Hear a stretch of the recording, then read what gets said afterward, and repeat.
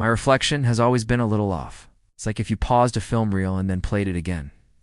My image would look normal for a second, but then flicker back into this disturbing distortion of myself. Da-da-da!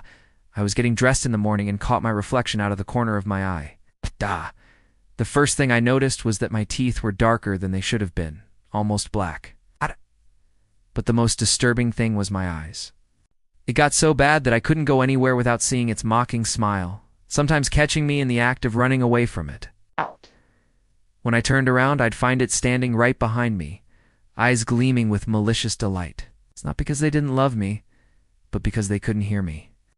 As it dragged me toward its grinning mouth, I woke up in my own bed, gasping for breath. It would watch me from the corner of the room as I cowered on the floor, unable to do anything. It never spoke, but I could feel its heavy, malicious thoughts pressing against my mind like a physical force. Whenever I tried to block them out, to focus on my own thoughts, the ghost would slam my head against the wall. Panting heavily, I went to the mirror and stared at my reflection. What had happened? Was the ghost gone? I don't know how long I stood there, but eventually I stopped seeing my reflection.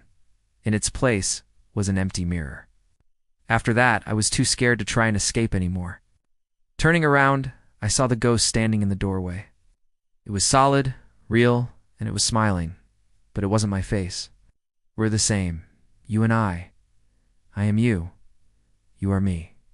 There is no difference. It was something twisted and grotesque, like a funhouse mirror version of myself. We were two sides of the same coin, light and dark, good and evil.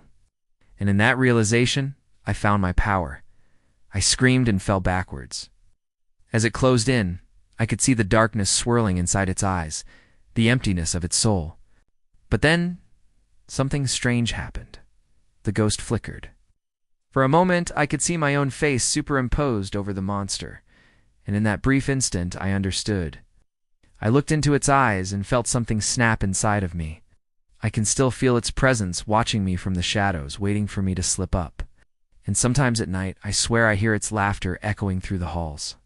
Relief washed over me as I realized that I had one. Or had I? If you enjoyed this video, please be sure to share for more terrifying tales. Thanks for watching, but I will not let it win. I will not let the ghost take over. Because deep down, I know that I am stronger than the darkness. I know that I have the potential for great things, but I also know that the darkness is always there, waiting for me to falter. It's a constant battle between light and dark, and I must remain vigilant. I struggled to get up and ran inside. With a final surge of strength, I pushed my hands forward. The ghost screamed and shrank back, its form flickering wildly. Wait, it reached out towards me, clawing, and then it was gone, disappearing into the mirror. The ghost followed me, but now it was transparent.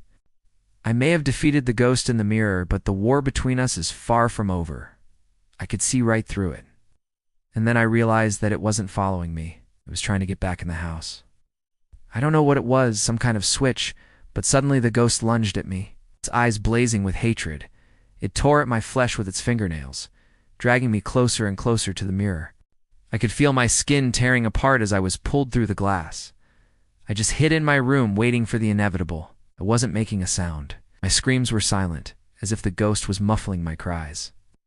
One time I managed to get away from the ghost and stumbled into my parents' room. They were lying in their bed asleep, except there was no bed between us. There was only empty space where the bed should have been.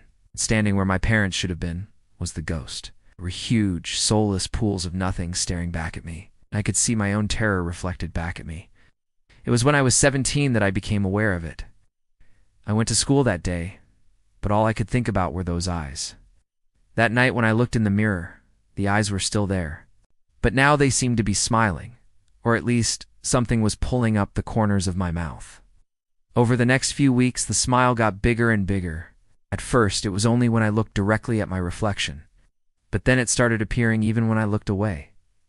So that's how I knew it wasn't me smiling. It was the ghost in the mirror. At first, the ghost only appeared when I looked into mirrors or glass windows, but eventually it started following me around the house. When it first appeared, I tried to fight the ghost, but it was no use. It was always stronger than me. If I ran into another room, it would beat me there. If I tried to hide under the bed or in the closet, it would drag me out and toss me around like a rag doll. Sometimes I would wake up in the middle of the night and feel myself being lifted off the bed, hovering above my own body as I watched helplessly. Then I would scream. Ow. My parents never came to check on me. It reached out a hand towards me, and I could feel its coldness through the palm of my hand. There were days when the ghost wouldn't leave me alone. One time the ghost picked me up and brought me to the mirror, but instead of finding myself inside the mirror, I was thrust into the outside world, lying on the sidewalk in front of our house. As I watched, the ghost drifted through the window and disappeared.